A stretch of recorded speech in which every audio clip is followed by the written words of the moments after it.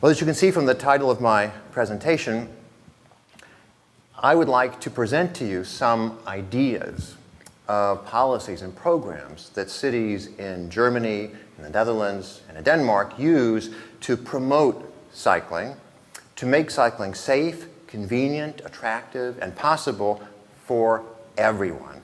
And when I say everyone, I mean everyone.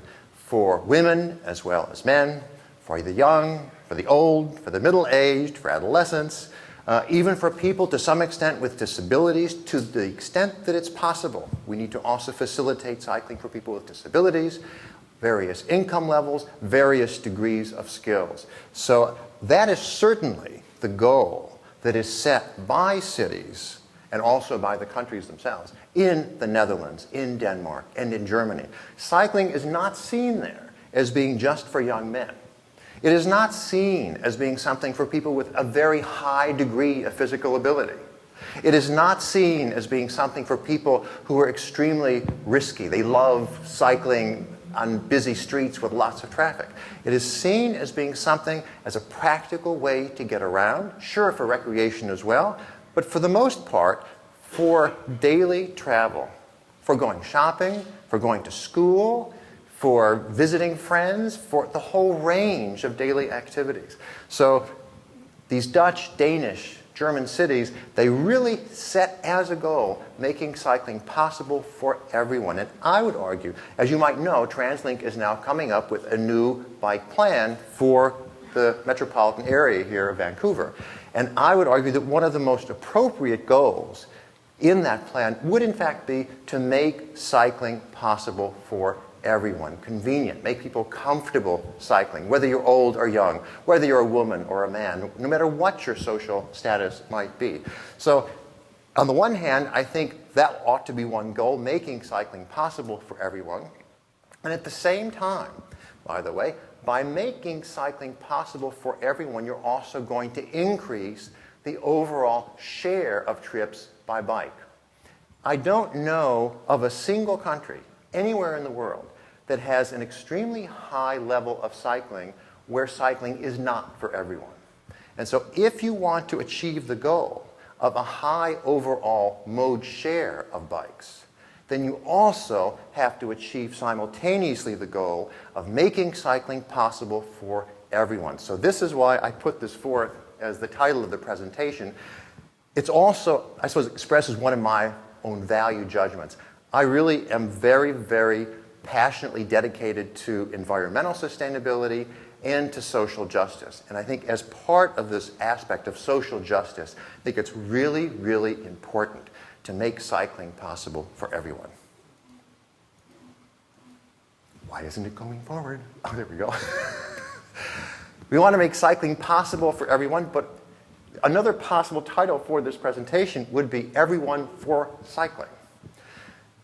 And it's important to get the support of everyone in society for cycling because you need that political and public support to get the financing, to get the space, to get the time, to get traffic priority, for example, at various intersections for cyclists, to take away car lanes and turn them into bicycling paths, to take away car parking and turn it into bike parking. You really need a tremendous amount of public support for that to occur. And that is one of the keys to the success of cycling policies and programs in Dutch, German, and Danish cities. There are many, many, many strategies we need to all be thinking about and promoting and marketing to the public as a whole as to why everyone should be in favor of cycling. And it's really important. For one thing, cycling is one of a range of alternatives to the car that improves mobility options for everyone. It means you're less likely. It's just one more thing. You can walk, you can cycle, you can take public transportation. It's one of the 3 environmental modes of transportation. And it increases our ability to avoid car dependence. It gives us yet one more alternative, especially for medium distance trips, say 1 kilometer, 2 kilometers, 3, 4 kilometers. For many people that might seem a little bit too far to walk. but it's a perfect distance for cycling, say between 1, 3, 4 kilometers. And so by making cycling convenient and safe, it really does, and especially to the extent that you make it possible for all segments of society, it really does give everyone increased mobility options. And so I would argue that the public as a whole and politicians should support cycling because it really does enrich the mobility options for everybody.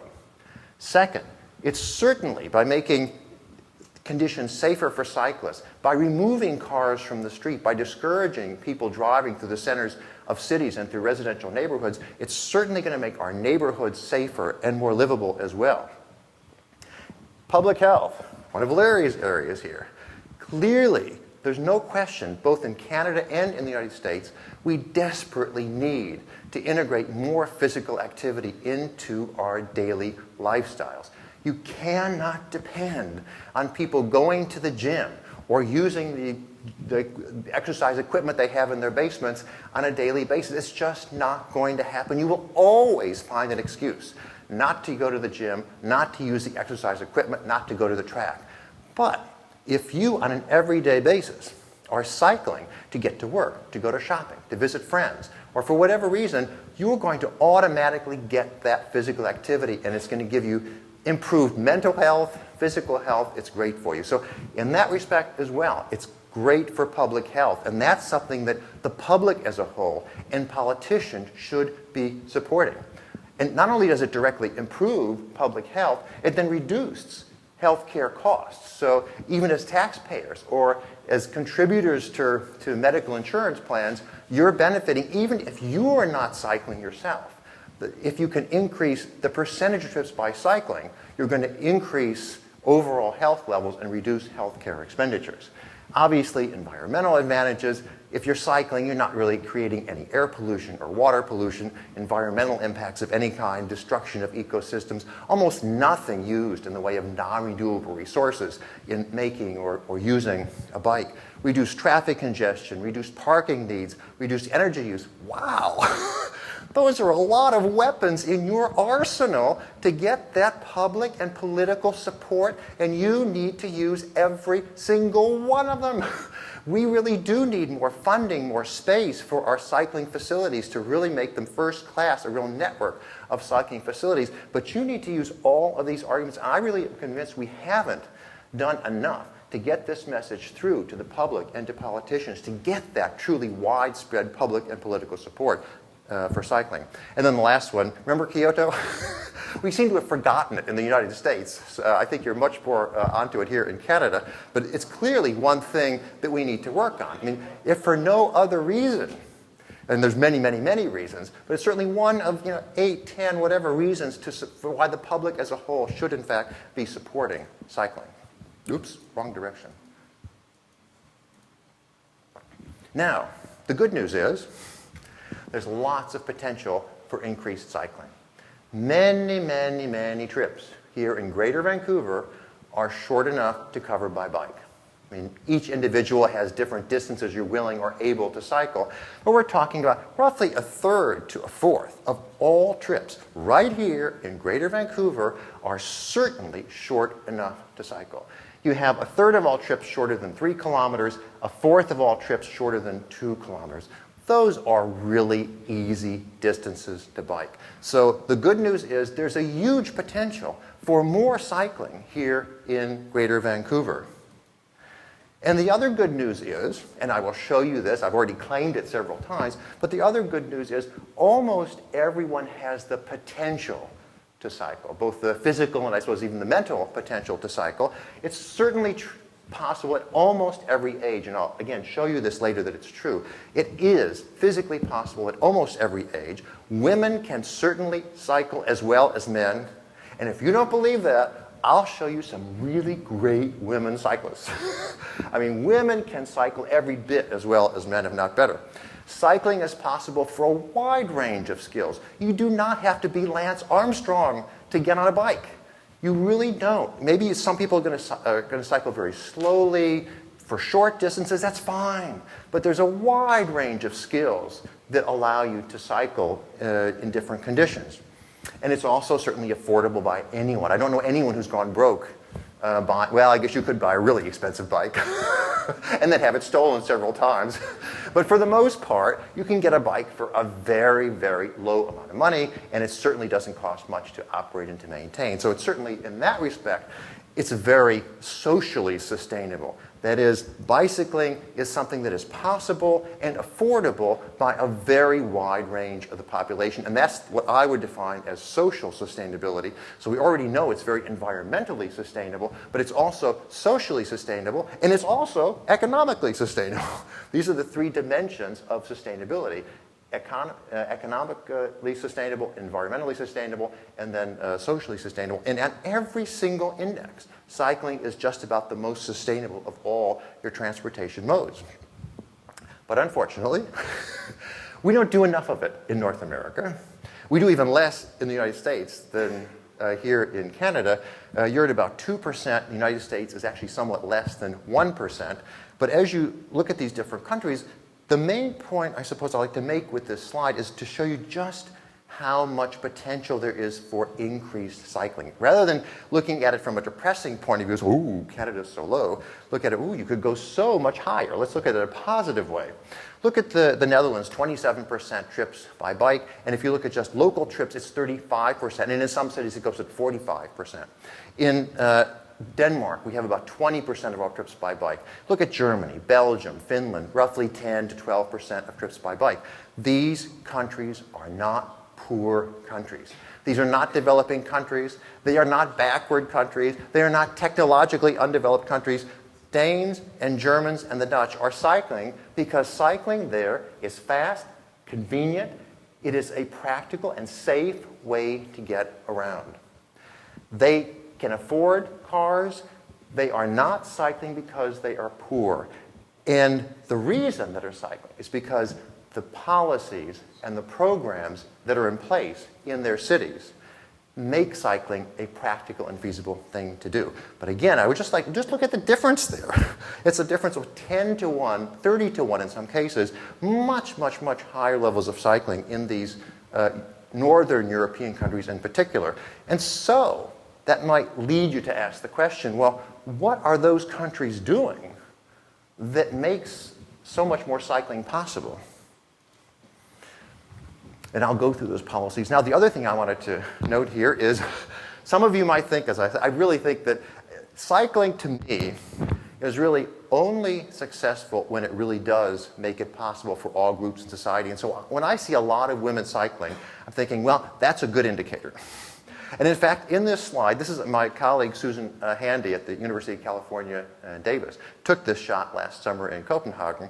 And you can see there's more women than men cycling there. I mean, they could be, no one's wearing a helmet, by the way. I'll make a comment about that later. But you'll see no one's wearing a helmet. I mean, there's no special lycra. They're not riding fancy bikes. Those are perfectly normal people. They could be your next door neighbor, your friend, your wife, your daughter, your mother, grandmother. Well, I guess not your grandmother. They don't look like grandmothers to me. But at any rate, clearly, in places such as Denmark, Germany, the Netherlands, women cycle every bit as much as men. And in fact, in the Netherlands, they cycle even more. 55% of all bike trips in the Netherlands, in fact, are by women. In Germany, it's 49%. In Denmark, it's 45%. So, but roughly just say 50-50. Roughly as many women as men cycle. If you look at Canada, it's 30%. United States is even lower at 25%, and then really low in Australia, 21%. I guess in Australia, cycling is more of a macho sort of a thing. But at any rate, again, just to show you that those of you who think that cycling is inevitably more for men than for women, it's just wrong. It depends on the facilities you provide. And if you provide safe and convenient cycling facilities, you will get as many women cycling as men. In terms of age groups, you can certainly start cycling at a very young age and continue to do it until you're very old. And I got to tell a story now, and then I'll show you the next graph. The man, and his name is Cor van der Klauw, who's the bicycling coordinator for Groningen in the Netherlands, said, I want you to tell everyone in your audience that my mother is 94 years old and she cycles every day to do her shopping, and it's about a kilometer back and forth to the shopping because she thinks it's a waste of energy to get there any other way.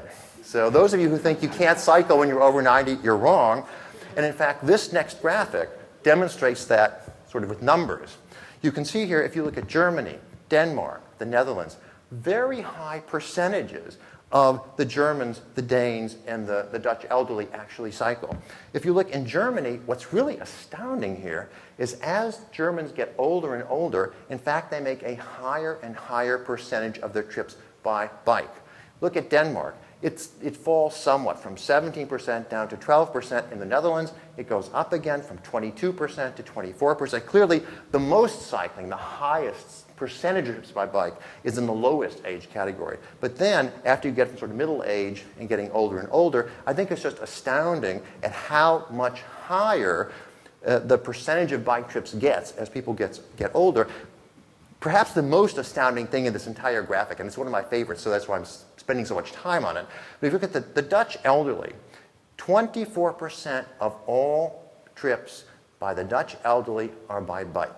Now just consider that. 1/4 of all trips by the Dutch elderly, 65 and older, are by bike. In Denmark, 12%, Germany, 12%. Clearly, it is not the case that getting old means you can't bike. It's an important, very important source of mobility, of independence, of physical activity. I think in every respect, it's really important to give people this mobility option as they get older. And the most important demographic change in our societies, in all of North America, also in Europe, by the way, is the aging of our societies. A higher and higher percentage of our populations are older than 65, older than 75, older than 85. And we need to be thinking about what kind of mobility options we're going to give those elderly people. And I know when I get older, I want to be able to walk and to still cycle and take public transportation and not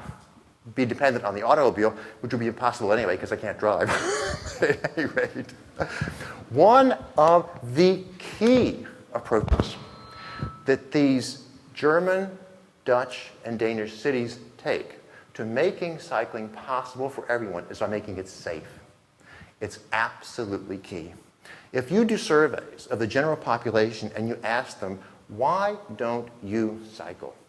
The number one reason by far is the perception that cycling is unsafe. This is particularly true among the elderly, among the parents of children, among women. And this is what the surveys, and what they most want. When you ask them, what would most make you cycle? The answer always, in about 80% of the cases, is give us separated facilities. Help us get away, some degree of protection from the motor vehicle traffic. Give us good parking facilities, connect us to public transportation, give us good sort of interchanges with public transportation, but above all, give us safe places to cycle. So anyway, increasing the safety of cycling and increasing the perceived safety of cycling is absolutely crucial in cycling policies. Now, you can look at this either positively or negatively. Traffic safety, cycling safety here in Canada is almost 3 times greater than it is in the United States. This is showing the cycling fatality rates per 100 million kilometers cycled, but it's still about twice what you have in the Netherlands and Denmark. So you could make cycling a lot safer. So on the one hand, you can sort of say, well, we're doing a lot better than the United States, which is true. You have more cycling and safer cycling, and again, I think the two things go hand in hand, but you could do a lot better. Cycling could be at least twice as safe as it is now, because you can see how much safer it is there in the Netherlands and in Denmark. Now, this is a rather controversial topic, the next one, because I know here in British Columbia there's a helmet law, and adults as well as children, everyone is required to wear a helmet when cycling. And I personally, when I cycle in New Jersey or anywhere in the United States, I also wear a helmet. But I can tell you, the Dutch don't wear helmets, not even the children. The Danes don't wear helmets, and a very, very small percentage, 5 or 10%, even maybe not even that, of Germans wear helmets.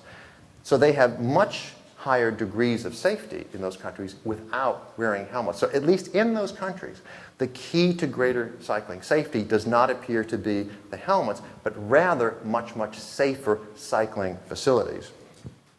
I must say, I mean, it's a little bit controversial here, I know, but the director of cycling for the city of Amsterdam, also for the city of Groningen, and for the nationwide cycling federation, all said we're so much against helmet use laws because we feel they discourage cycling. They're not against helmet use, but they are, for whatever reason that you can agree with or disagree with, they're against helmet use laws, so whatever. Another, I think, interesting statistic here. This was a city, Munster Germany, where I lived for 2.5 years. It's the most cycling-oriented city in all of Germany, about a third of all trips by bike. No one wears helmets, but they have the most extensive and most separate cycling facilities of any German city.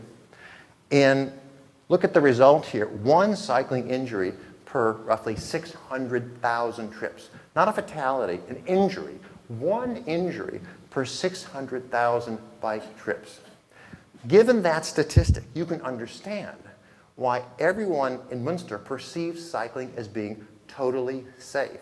And perhaps because of that reason, no one wears a helmet. But again, totally aside from your views on helmets, I just think it's astounding how safe you can make cycling. That really is the point I would like to make with this slide. Cycling can be extremely safe if you do the right things. Moreover, it turns out, a colleague of mine, Peter Jacobson in California, has done, and a number of people as well, Terry Rutter at Rutgers University, have done studies, and they've shown that as cycling levels increase, cycling becomes safer and safer. As cycling levels decrease, cycling becomes less and less safe.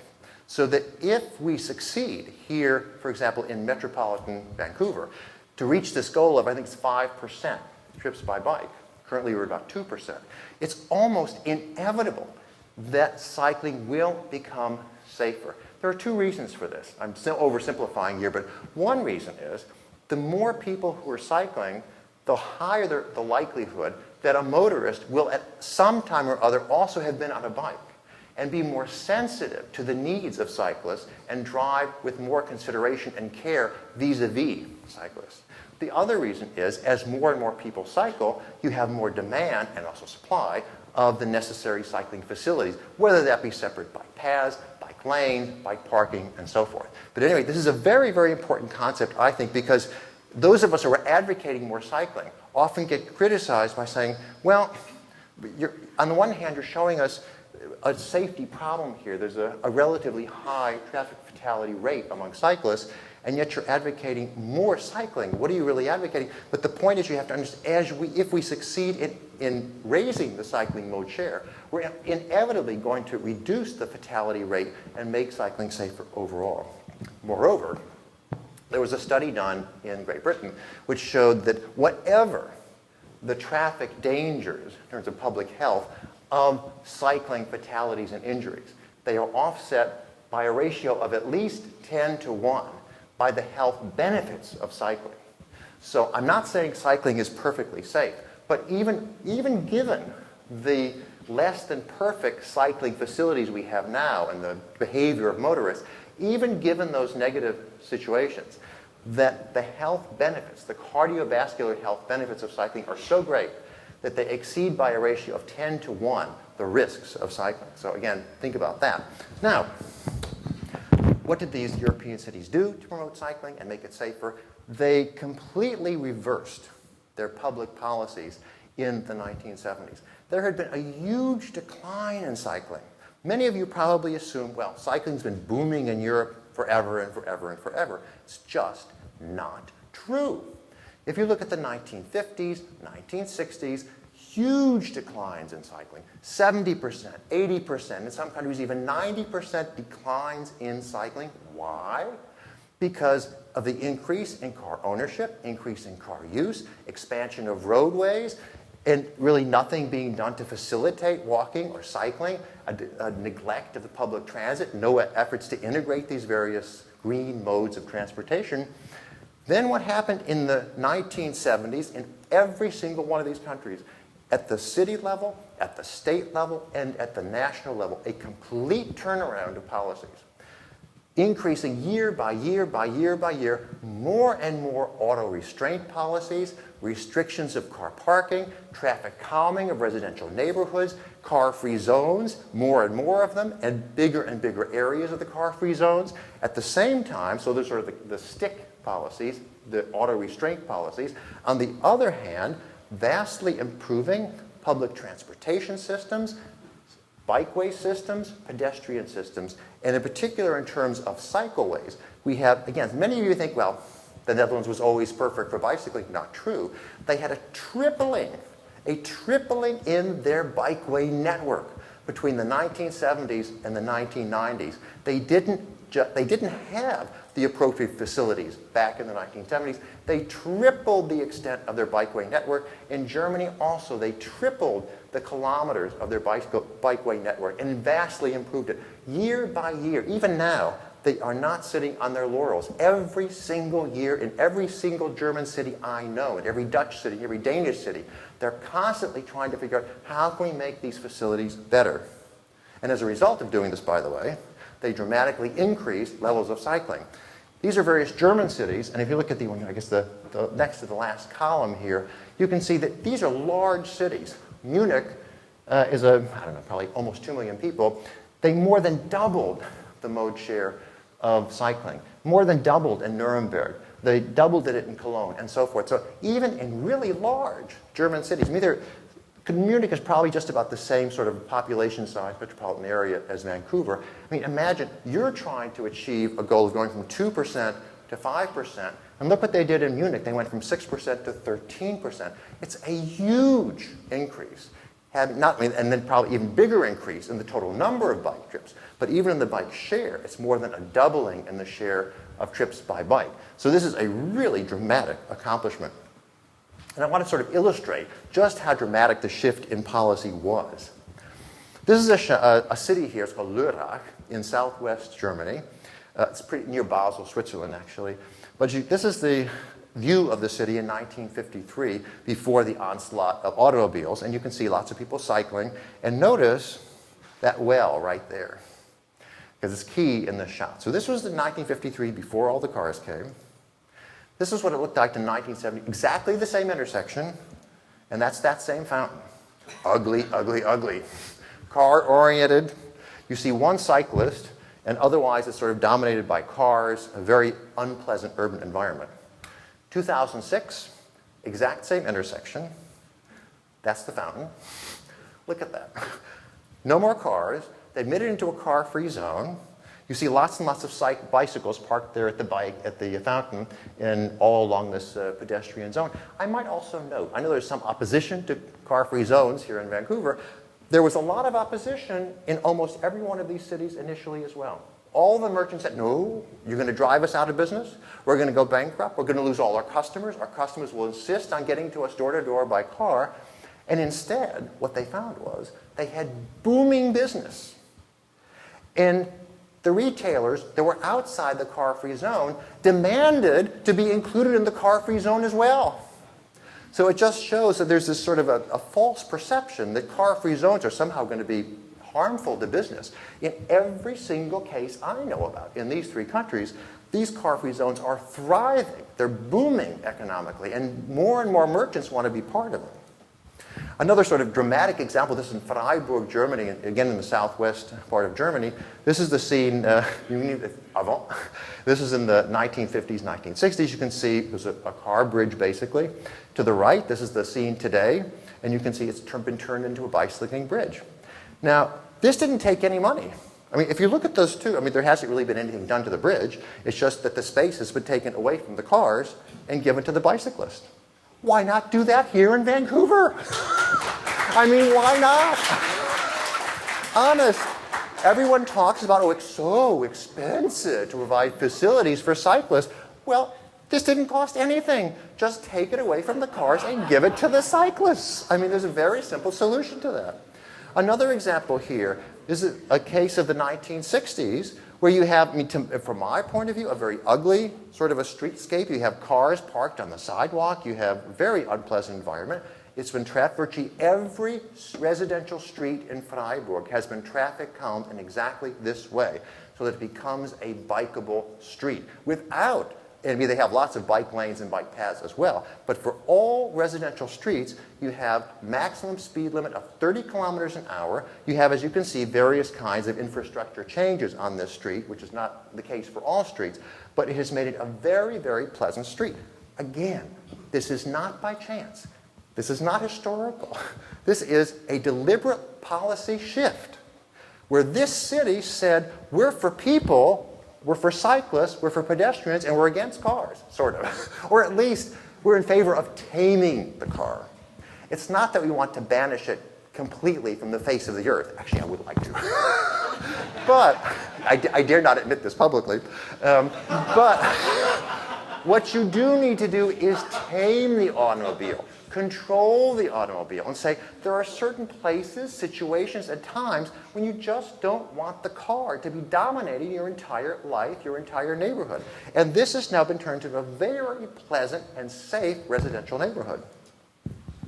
One of the reasons that the Danes, the Germans, and the Dutch cycle so much, and also walk and take transit so much, is because it costs a lot more to fill up with gasoline. And it's about twice as much as it costs here in Canada. These prices have all increased, as you know, in the last year. I actually wouldn't know because I don't have a car. But at any rate, I know they have increased. But the Europeans, Northern Europeans, are paying roughly twice as much per liter in gasoline, about $2 per liter, and it's about $1 per liter, I guess, here, but again, more. And this is in US dollars, by the way. And we're paying even less in the United States. Now imagine if you were paying, say, $2, $3, $4 a liter for gasoline, I'll bet you'd think twice about getting in that car.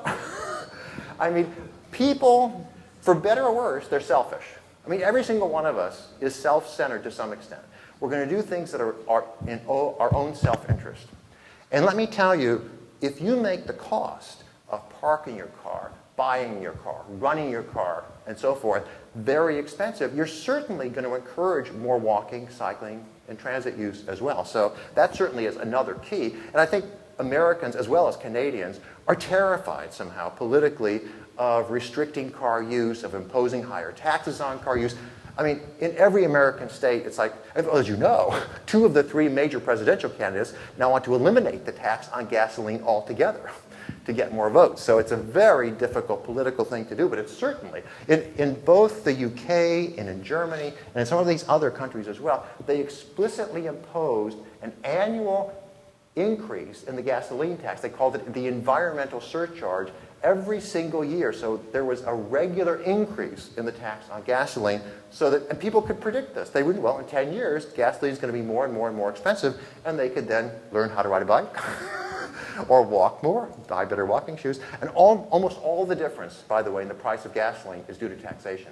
It's not because of differences in the base price of petroleum. It's because these countries have made the explicit policy decision of making gasoline more expensive, and by doing that, discouraging car use and encouraging walking, cycling, and transit, and using the humongous revenues from that to help finance those facilities. So it's sort of a doubly beneficial impact.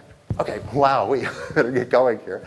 Well, what are the other things that these countries do to encourage more cycling and making it safer? Well, the obvious one, I'll go to each of these in more detail, better cycling facilities. More cycling facilities and better cycling facilities, which I will go to in some detail, but also that includes making all roads more bikeable, fixing up the potholes, fixing up the drain grates, wider curb lanes, and so forth and so on.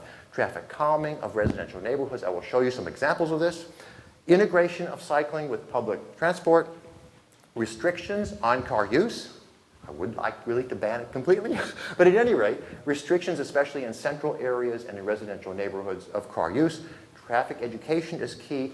Traffic regulations and enforcement, absolutely key. Mixed-use zoning and improved urban design. Why is that important?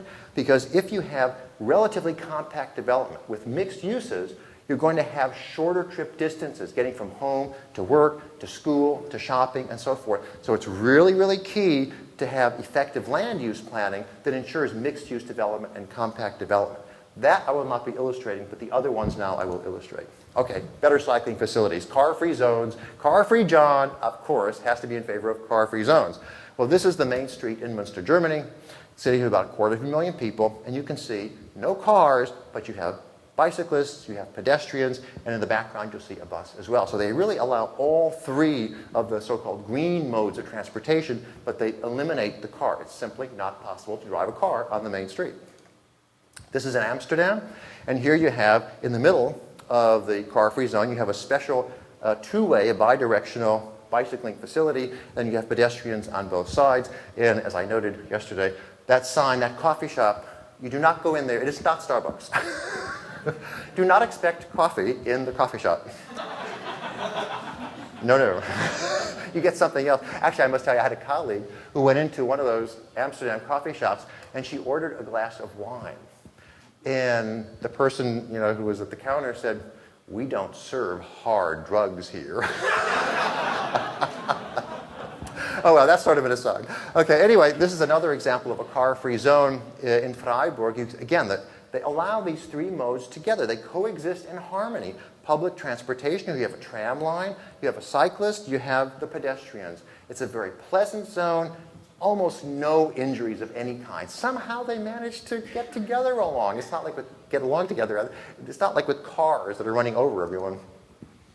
Another kind of a cycling facility, which I don't think I've seen anywhere here in North America, and that is the so-called Fahrradstraße, or bicycling street. These are in many, many German cities and also in Dutch cities. In Munster alone, there are, I think, 25 of these bicycling streets, entire streets that are mainly devoted to cycling.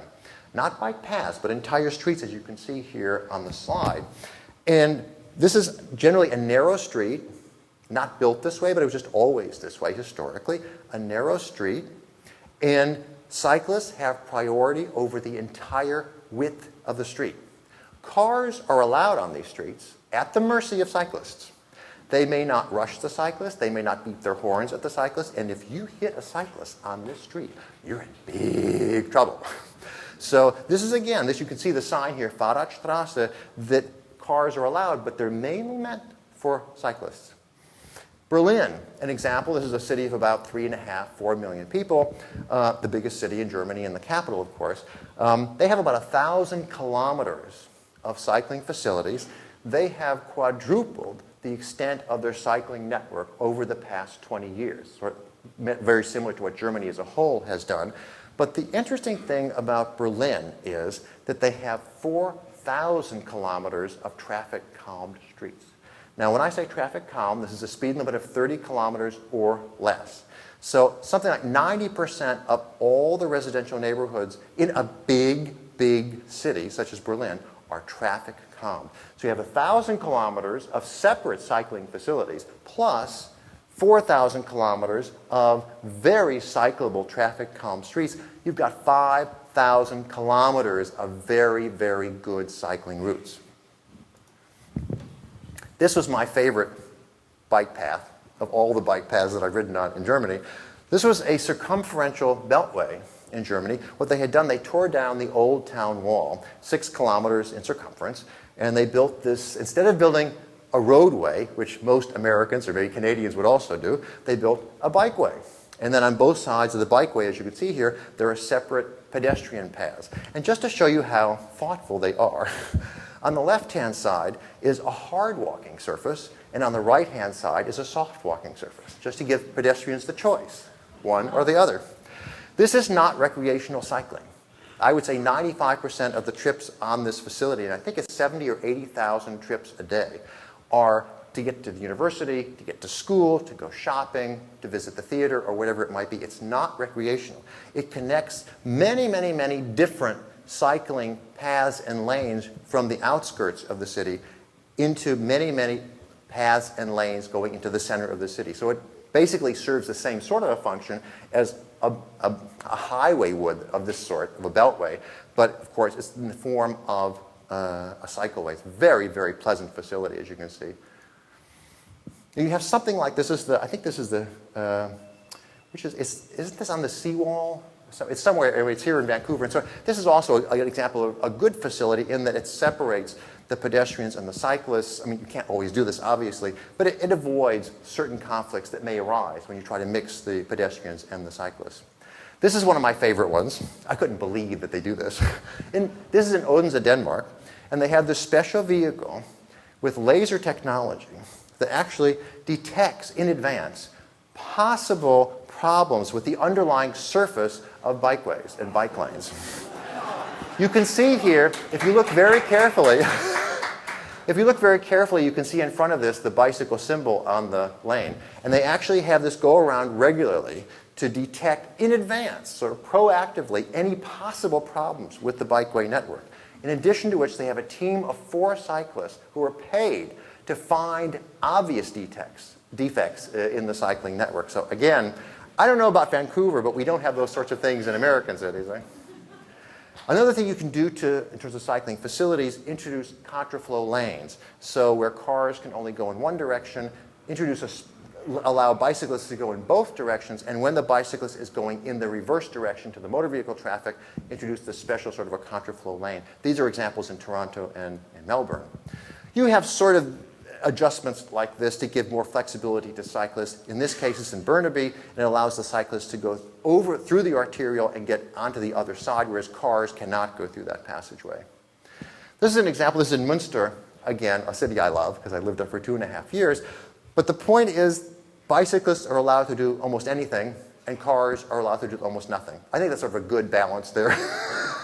But this is an example, to the lower right here, of a very, very typical, it's called in German, falsche Einbahnstraße, which is a false one-way street. It means almost all of the one-way streets in these cities are 2 ways for cyclists. And that's exactly what the sign says, that cars cannot go in that particular direction, bicyclists can go in either direction. Likewise, there are many false dead ends for the cars, whereas the cyclists can go through. So basically, giving as much route flexibility and directional flexibility as possible for the cyclists and restricting car use as much as possible. This is another example of that kind of a thing. This is a cut through here for cyclists in Melbourne. Was there 2 years ago. And you have these sorts of cut throughs here in Vancouver as well. So you can certainly do it, but do maybe a little bit more of it. Other kinds of cut throughs. The one on the left I think is sort of interesting. It's a special kind of a shortcut for cyclists. Normally in Munster, you have one-directional bike paths on the sides of every single arterial, almost without exception. In this case, it turns out because of the particular routing of most cyclists, they made it bidirectional on one side to avoid detours by cyclists, which raises an important point. How is it that cities, for example, in Denmark or the Netherlands or Germany, come up with all these great ideas? It's because in this city, the mayor, who is a woman, is also a cyclist. The majority of the town council is cyclists, and they get to their town meetings by cycling. All the transportation planners for this city are cyclists. Now, folks, you got to understand, if the mayor is a cyclist, the town council gets to the meetings by cycling, and all the town planners and transportation planners are cyclists, they are going to be very sensitive to what works and what doesn't work. They're going to have all sorts of natural ideas because every single day they're using these facilities. If something doesn't work, they're going to make it better. They're going to correct it. They're going to experiment with things and advance the state of the art further and further. This slide I wanted to show because my European colleague insisted that I do it. He said, I want you to show your audience there in Vancouver that we have excellent cycling facilities, not just in the center of the city, but that as a matter of local ordinances, they're required in every single new suburban development. So that from the very get-go, from the very beginning of the development, you have sidewalks, you have bikeways, bike paths, and so forth, and that's really important. So even in these suburbs, as part of the local ordinance, you're required to have these facilities. Another important point that I think makes cycling facilities especially high quality and usable and convenient in all of these European cities, and that is they form a comprehensive, integrated, complete cycling network. This is Freiburg, Germany, maybe 180,000 population, and what's shown here in red are only the completely separate facilities, the paths and the completely separate lanes. It's not showing the traffic calm streets, of which almost all streets are traffic calm. You can see it's a complete network. There's almost no gaps in the network. You can get from almost any point in the city to almost any other point in the city on a completely separate facility, if that's your preference. You also have to provide crossovers of rivers and so forth with very nice bicycling facilities. I think you might consider putting in bridges like this. I sort of like these ped bike bridges. They're very, very convenient, both in Germany and also here in Melbourne, where I was cycling. You have some of these going over arterials here. This one is in New Westminster. And I understand it helps you to get from one side of the arterial to the other in this particular case. But I somehow don't like the idea of facilitating sort of cars just staying at the same level. It's almost, I think, more for the convenience of the cars than it is for the convenience of the cyclists. The cyclists having to go up and around and down and around. Again, better than nothing, that's for sure, because you really want to be able to cross over the arterial. But why not make the cars go under, oops, or over? I get very dramatic because I get involved in this. Anyway, just an idea. Here's the bike path. It's really important to let bicyclists get across bridges, such as here on the Lions Gate Bridge. Another idea here, if you have a lot of bodies of water and you want to facilitate cycling, you don't have room on the edges of the water. For example, here in Brisbane,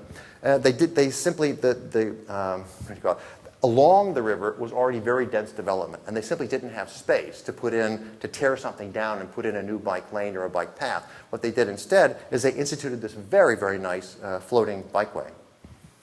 Traffic signals. As I've said before, encouraging cycling is not just a matter of funding. It's also a matter of giving priority in time. To whom do you want to give priority? Why not give the advanced green light to the cyclist? Because that's what's done in all of these cities. At almost all the intersections, the cyclist gets the advanced green light and the motorist has to wait. You can't tell that just from looking at all of these slides, but that is the point of all of these slides, that in every case, the cyclist is getting the advanced green light and is getting through the intersection before the car. That is certainly something that makes cycling safer and more convenient. It's safer because the cyclist is in the line of sight of the motorist. It's faster because you're getting through the signal. You're getting the advanced green lights, or you're getting through the intersection faster. Now, the Dutch have experimented with various different designs of bicycling facilities. Every facility, no facility is perfect. Every facility has advantages and disadvantages. One of the problems with bike ways that go along the side is that if you're making a right-hand turn as a motorist, you might not see the cyclist soon enough to avoid a collision. So in this particular case, the Dutch have experimented with this design. They have the bike path veers a little bit to the right, and then you see the motorist is forced to make a very, very sharp right turn. Those yellow bollards there are forcing the motorist to make a very sharp right turn, forcing the motorist to slow down. The cyclist is forced to slow down. So both the motorist and the cyclist slow down. They have more time to see each other and to avoid each other. The Dutch have found this to be very, very effective at reducing the problem of collisions in this sort of an intersection. The other thing you can do, another kind of an innovation, as it were, and the Dutch are full of innovations when it comes to cycling, and that is you put the bike path around the back of the bus stop, so you don't have a conflict between bus passengers getting off a bus and the cyclist coming alongside. This is really a problem in many American cities. I'm not sure how much of a problem it is here in Canada, but it's certainly a big problem in the US. This is one of my favorite intersections here in Munster, and you can see there are two aspects to this particular design. Again, one of the key things you want to design for is not just the bike path along the street, but also what do you do at intersections? It's really, really key. Well, what is done here in Munster Germany is, first of all, the cyclists get an advanced stop line. So you can see that they can go much, much closer to the beginning of the intersection than the cars can. You can't see this, but the sign just to the right, you see they have a special lane, first of all. They have a special bike access lane to get to the front of the intersection. There's a sign there with a little red dot, and it says, when there's a red light, cyclists should fill up the entire space in front of the cars. Then cyclists get an advanced green light, and as you can see in the right-hand part of this picture, they are then almost through the intersection before the cars can even start. Again, it's safer, it's more convenient, it's more pleasant. It's a much, much, much better situation as to how you handle intersections. And these kinds of intersection modifications are done all the time in all of these cities. You do have bike boxes here in Vancouver as well, but I don't think I've seen any. I think I was told there's one advanced green light for cyclists somewhere here in Greater Vancouver, but not many of them. I don't think I would say at every intersection. The other thing you can do here in terms of highlighting safety is when a bike path crosses the intersection, and has to be obviously then a bike lane over the intersection, they highlight this with a very, very bright red coloring of this lane. Again, as a signal to motorists, watch out. Cyclists are crossing here. Do not hit them. And they don't. They're unlike in New Jersey where motorists aim for cyclists. Actually, German motorists are trained not to do that. But even in North America, in Portland here, you have some very nice bicycling intersection facilities where you have cyclists triggering the green light to go through the intersection. And in fact, they call this I think the bike scramble, I think as they call it. But you can go to the right, to the left. It's an all-red light for motorists, and so basically the cyclists can go anywhere they want to go. But it's been very, very effective, very popular. You have something similar, not the bike scramble, but you have also these sensors in the pavement for cyclists here. This one in particular is in Richmond. These are two examples of shortcuts for cyclists. These are both in Odense, Denmark. Instead of forcing the cyclists to come all the way to the intersection, you have these shortcuts so before they even get to the intersection, they can take a right-hand turn. And they've interviewed the cyclists, and they love it. They say, they think it's safer, it's more convenient, and so they've been putting more and more and more of these sort of shortcuts at the intersections for the right-hand turns. And then when you have a T intersection, they, of course, allow the cyclists to go through the red light. But one of the neatest things is the green wave. Because this is in Denmark, there are several cities that have the so-called green wave. They synchronize the lights such that at the average cycling speed, that the cyclist will always get the green light. But one of the neatest things is, if you see those bollards to the right of that bike path, what you'll see is that the green lights pulsate at exactly the speed the cyclist needs to keep up in order to get green at every intersection. Now, you've got to admit, that's pretty neat. Or as my friend Peter Jacobson in California says, cool.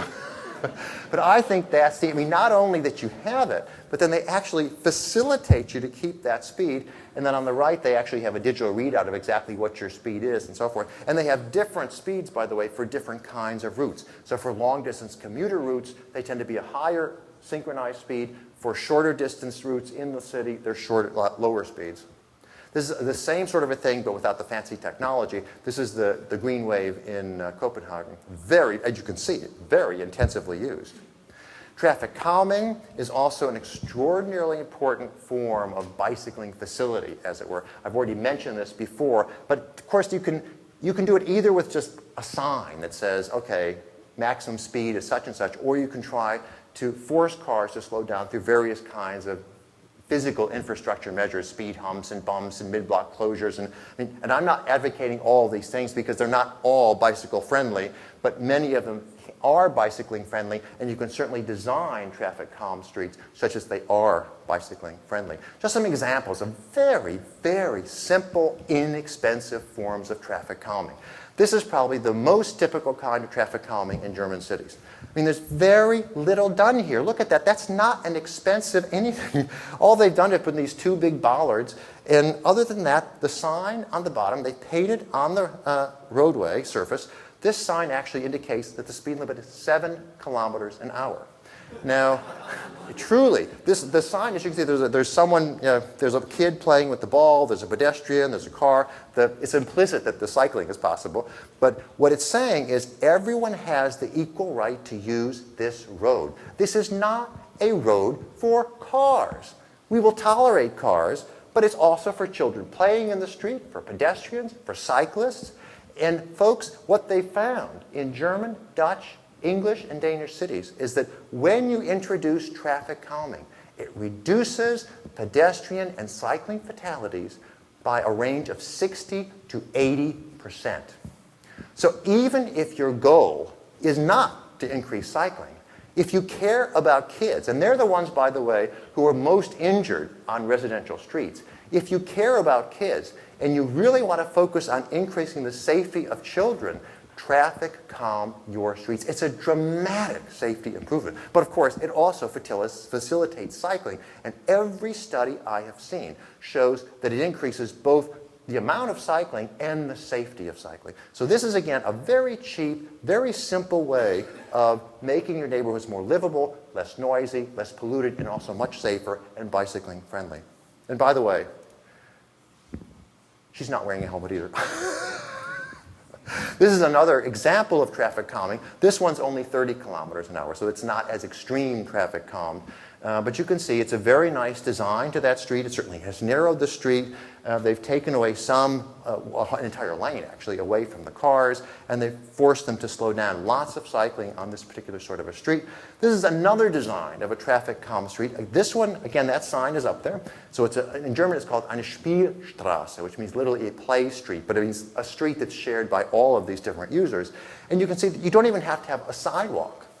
That it's understood the motorist has to respect. It's as if the whole thing is a sidewalk or a mixed-use path, mixed use for all modes of transportation. And they found, and this is really, really important, in every single case where they have introduced this sort of traffic calming, it has so dramatically reduced fatalities of every kind. Here you have an example of sort of pro-bike traffic calming here in Vancouver.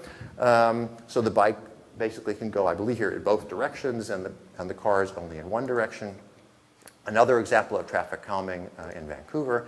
Something you can also do, this is something they've been doing in Portland, the bicycling boulevards. Very, very little in the way of infrastructure modification, but they've been very successful, actually. Portland has, I believe, tripled its share of bike trips over the past 10 years or so, and one of the techniques they've used is this notion of a bicycling boulevard. So rather than having, I mean, they also have vastly expanded their separate cycling facilities, but they've also had this whole system now of bicycling boulevards. Very, very convenient and inexpensive way to promote cycling. Bike and ride, really important. So you have to provide bike parking spaces at train stations, key bus stops, let people take their bikes on the trains, on the buses, and so forth. This, I've got to show, this is the main bike station at the main train station in Munster. 3,500 bikes. They have medium-term parking, long-term parking, short-term parking, bike repairs, bike rentals, and they also have a bike wash. Now, folks, that's pretty neat.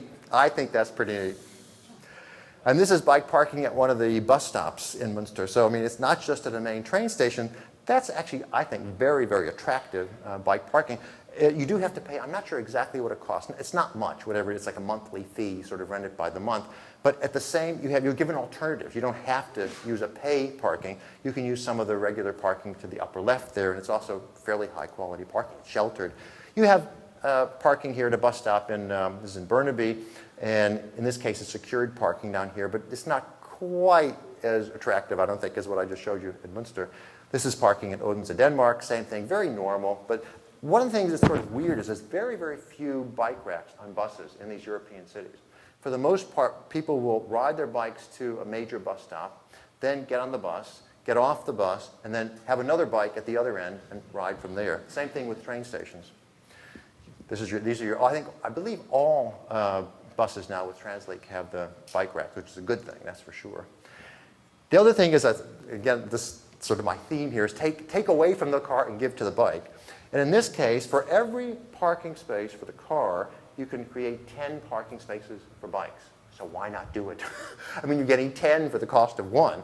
And the mayor of Munster, who is a cyclist, said, I don't like cars, and I believe we should send the signal that we prefer cycling. Cycling is more environmentally friendly, it's energy efficient, it's better for our town, it makes us more livable, more sustainable. And so she deliberately, as a matter of policy, was able to get lots of car parking spaces taken out and substitute for them bike parking. And you can do this. This was done in San Francisco, the same sort of idea, but more modern. Another idea is once you have these facilities in place, whether they're bike lanes, bike paths, traffic calm streets, now you have to give people the information, okay, where are those facilities and what's the best way to use them? In Berlin, just as one example, there are many German cities that offer this, but as one example, in order to take into account the different needs, the different preferences of different kinds of cyclists, they let you input your preferences. So what is your desired speed of travel? Do you have to go very fast, or are you perfectly happy cycling very slowly? Do you want to cycle on the most direct arterial streets, or would you prefer the quieter residential sort of secondary streets? What kind of pavement? Does it have to be a paved facility or can it be an unpaved facility? What kind of mix of traffic do you feel comfortable with? Do you want on-street lanes or do you insist on off-street paths? You input each and every one of those, and of course your origin and your destination, and this is what you come up with. It shows you in red, this is given your preferences, which may be very different from someone else's. Given your preferences, this is your preferred route. You then click on, this is all in German, sorry, but you click on the icons and it tells you exactly where the bike parking is. It tells you where all the transit connections are. It tells you what the total time of your trip will be. It tells you what the average incline of your trip will be, and so forth. And the number of traffic lights, it tells you that as well. I mean, that's pretty nice. And if that's not good enough, in Odense, Denmark, you can do it on your cell phone, which is very handy, I think, because, I mean, you know, on the one hand, you can sit at home and plan your whole trip out, but isn't it handier to have the cell phone there, and while you're on the way, you can sort of, well, maybe I changed my mind, I want to go here now. Susan Handy took these photos again last summer when she was in Copenhagen. I think it's really, really important to have good signage. I mean, not just good maps and good internet planning, but once you're on the route, to have really clear, attractive, consistent, uniform signage for bike routes and bike ways and so forth. And this is very clear. It also shows then the connections to mass transit here on the bottom, the nearest bus stop, the nearest train station, and so forth. On the right, I think is also a neat feature here, you have a bike counter. So every time a bicyclist goes by that particular column, you have it goes up and it counts up, 799, 800, 801, and so forth. And it's sort of neat. I mean, okay, it's not absolutely necessary to get people cycling, but it's sort of one of the neat promotional gimmicks or gadgets or whatever. It also gives them information, though. It helps them plan. It counts the number of cyclists so they can determine, okay, do we need to expand this facility? So it's attractive, it's sort of interesting, it's intriguing for the cyclists, and it also, as you get a higher and higher number, you sort of see the success. But it also does help in terms of cycling, planning the facilities. Giving people free air pumps here, I think, is a really convenient thing, especially when you get a flat tire.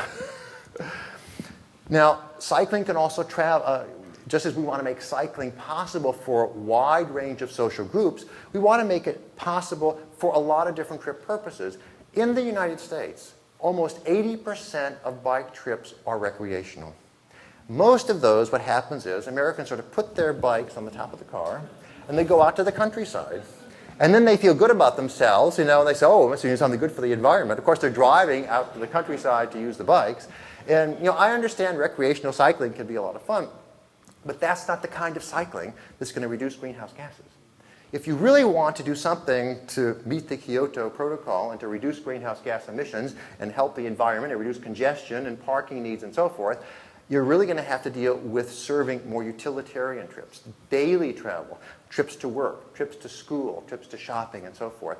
And that's what, if you look at the Denmark or the Netherlands, something like 70% of their trips. In Denmark, 90% of their trips are utilitarian trips. And we didn't believe that figure. Linda Christensen, who's the head of statistics for the Danish Ministry of Transport, we emailed back and forth and back and forth. I just don't believe it. How can 90% of your bike trips be utilitarian? Don't you do any recreational? And she said, here in Denmark, we take bicycling seriously. We want to do things with it. You know, we just don't go bicycling for recreation. We want to get places, so whatever. So I still can't believe it, but she said the overwhelming majority, at any rate, of bike trips in these European cities is, in fact, for practical utilitarian purposes. And those are the kind of trips that are going to help substitute for the car trips. So from that point of view, they're really important.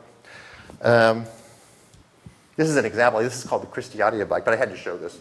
It's sort of neat. You see these all over Copenhagen, a number of Danish cities.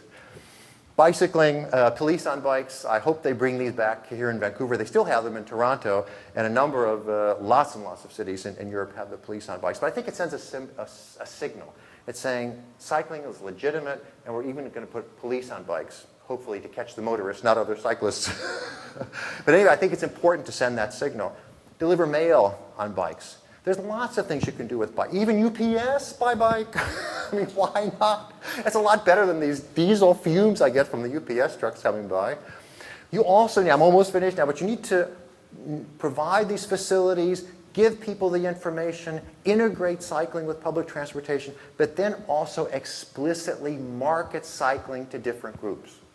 Because different groups have different needs, and you need to realize those different needs and focus on those different needs by a differentiated marketing campaign. So, to the youth, yeah, this is in Odense, Denmark. They have the cycling ducky. Oh, come on, folks. Doesn't that turn you on? Look at that. I mean, balloons and the cycling ducky. If I'd been a kid, it would have turned me on at any rate.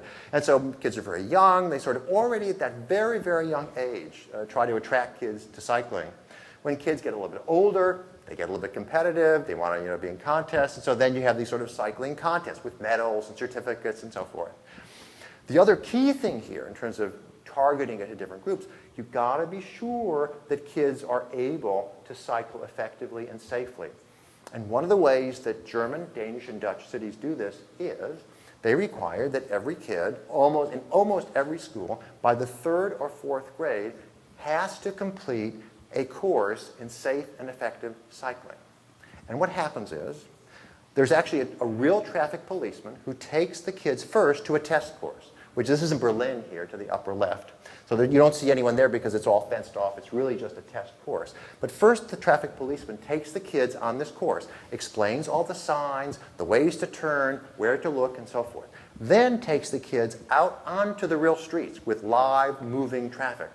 And they do the same sorts of things once the kids have a little bit of experience. Then the kids get tested. They get a certificate. They get a pennant. They get a sticker for their bike. It's a big deal. But what does it mean?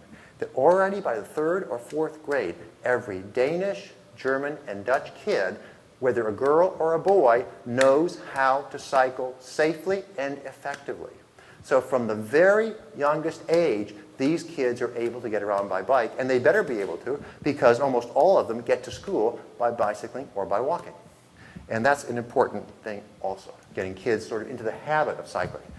What about when we get older? Like, oops, I'm better be careful about this. I get too excited about these things.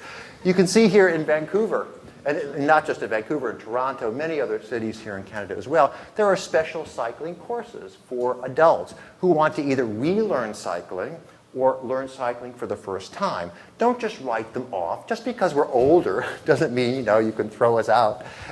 Take into account also these people who are getting older, but who have these mobility needs. I mean, really, as we're getting older and older, many people keep driving their cars when it gets more and more and more dangerous. And so you really have to ensure that as we get older, we do have options, whether it's walking or cycling or taking public transportation, but at least make this a possibility and offer older adults this possibility of taking up cycling at an older age. And this is done here in Vancouver. Another important aspect of making cycling possible and safe for everyone is make sure motorists don't run you down. And we're almost at an end now, but each of these photos is actually from the official German driver's license test. My German doctoral student, and one of the co-authors actually of this PowerPoint, downloaded this from the official website for the German driving test, so as an example. There are a set of multiple choice questions that are associated with each and every one of these photos. And they ask, what are you supposed to do as a motorist vis-a-vis each of these photos? In every case, the right answer is yield to the cyclist, yield to the pedestrian, yield to the cyclist. The lower right might be a puzzle. It was pretty obvious to me, these three. The lower right, I was puzzled. I said, Ralph, what's that about? I don't quite understand that. You have a kid on a bike who's over there on the sidewalk. I don't understand what's the point of that. What kind of a question is that?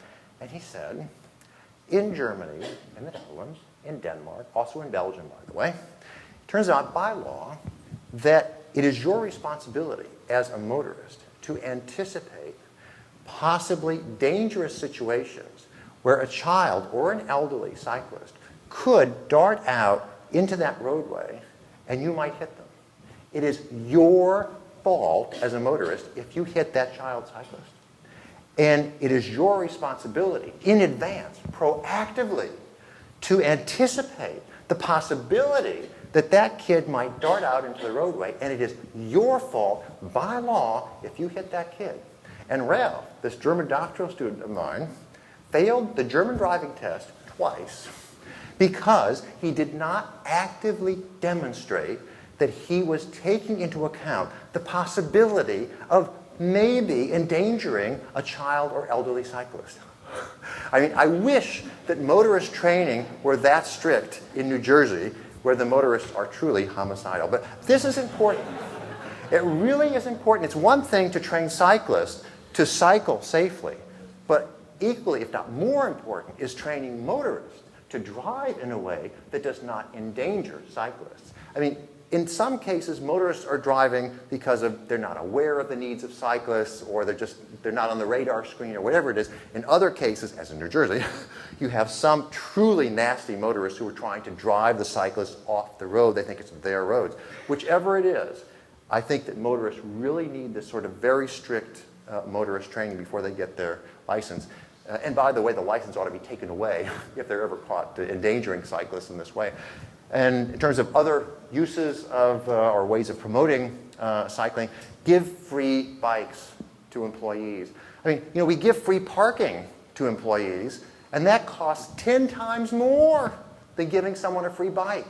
Why do we give employees free parking, but we don't give employees free bikes? That's what I'd like to know. I mean, it's the perfect zero emissions vehicle, great for the environment, and it's much cheaper for the firm. Give employees free bikes with showers, parking, and so forth and so on. One of the last slides here is, some of us have a little bit of a pot belly. And in Denmark, they actually had this campaign aimed at middle-aged men with pot bellies. And they actually had this person going around in a sack. And there's also a television campaign, by the way, and billboards and so forth. And it was, get rid of the sack. And so the sack would go up to every middle-aged man with a pot belly and point at the pot belly and say, get on a bike. I mean, I couldn't believe this, but actually Truls Andersen, who was the head of cycling there in Denmark, he said, yes, this was a very effective campaign. Men were so embarrassed. And I told him, boy, in New Jersey, that sack would not last long. No, no, no, no, no. You can also have special guided bicycling tours for seniors. Again, people have different interests. Seniors, maybe they're not going to work every day, so take into account their interests. Maybe they want to have social contact with other seniors, have a little outing, enjoy the outdoors. Why not? I mean, again, tailor the programs to the different needs of people. Okay, finally we get to the conclusions here. First, I am absolutely convinced that cycling is possible for a very wide range of the population. Why am I convinced of this? Because just look at Denmark, the Netherlands, and Germany. You have all age groups cycling, you have women cycling as well as men, you have everyone cycling for a wide range of trip purposes. So there's absolutely no question that it is possible to design cycling policies and programs so that virtually everyone in your society will be able and want to cycle. Second point, separate cycling facilities, whether they be bike ways, bike paths, special intersection modifications, bike parking, and so forth and so on. All of those are absolutely essential. I do not know of a single country where you have a high percentage of bike share of all trips, and where you have a wide variety, a wide spectrum of the population cycling, where you don't have extensive separate facilities. That's only part of the solution. But in every one of the countries and cities that I know of, where you have a high bike mode share and a wide spectrum of the population cycling, you also have an extensive, integrated system of separate facilities, and that, I think, is also key. But that's not everything. You really do, as I mentioned on one of the earlier slides, like 7 categories of measures that you really need to undertake to complement those separate facilities, whether that be traffic calming of residential neighborhoods, the integration with public transportation, traffic education and training programs, promotional programs, and all those sorts of things. Mixed-use zoning, for example, is also key in terms of making trip distances short enough to cover by bike. So there's lots of soft measures that must complement those hard infrastructure measures. And I think they're equally important. They're really, really key. Another point is the need for sticks as well as carrots. One of the reasons that in both the United States and in Canada, we have had such a problem increasing cycling in spite of vast expenditures, well, not relative to not relative to highways, even though we spent a lot of money trying to promote cycling, it's been very difficult, actually, to increase the mode share of cycling. In the United States, we've had something like a 10-fold increase in expenditures at the state, federal, and local level on cycling facilities. And yet we've had almost no increase in the share of bike mode trips. But the reason is we make parking free. 95% of all parking spaces for cars in the United States are free of charge. We have a very low price for gasoline. We have so many implicit subsidies of auto use that it makes auto use almost irresistible and makes it very difficult and expensive then to get people into other modes of transportation.